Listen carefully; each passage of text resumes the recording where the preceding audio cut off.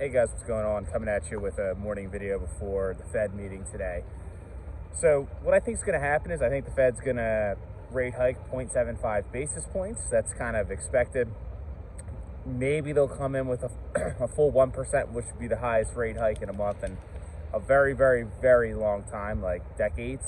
I don't think they're going to do that because it's going to show a sign of that they're confused or uncertainty. The market Tuesday and Wednesday did pull back a lot. I think there's just a lot of volatility in the market and stuff like that. Pre-market is green. Really, I think it's going to really matter what the Fed says, not really what they do now. It's really more of like the guidance of what they plan on doing. I personally think they're going to do a 75 and then a 50 next meeting and then a 25 to end of the year. They're just going to slowly taper off because when you do rate hikes, obviously, they don't instantly kick in to what the market or to what inflation's doing. So it's kind of a lagging indicator, so you don't want to over tighten. I personally think they should do like a 50 or 75 and then just lay off the gas and give it a couple months. But they're very serious about getting inflation down. So, that's kind of their motto, and they're willing to put us into, high on it.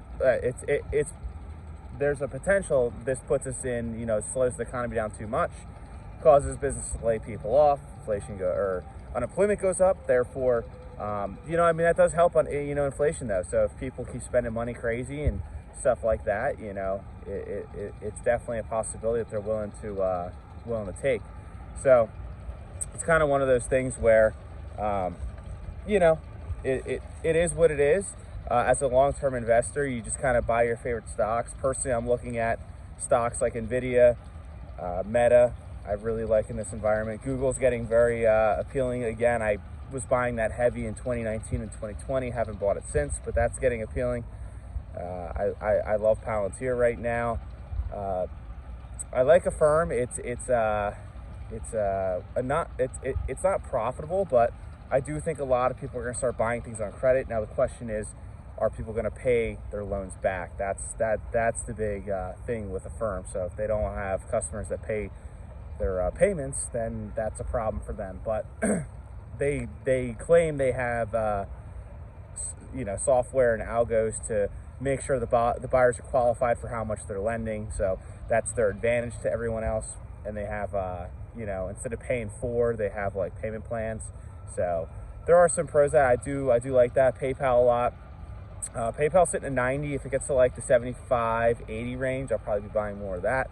I have not bought stocks this week, but if I do, I will make a video and let you guys know. So it's kind of my thoughts. I mean, I'll probably do a follow-up video on the Fed meeting, and it wouldn't surprise me if the market rallied. If the Fed kind of was a little, not dovish, but just not hawkish.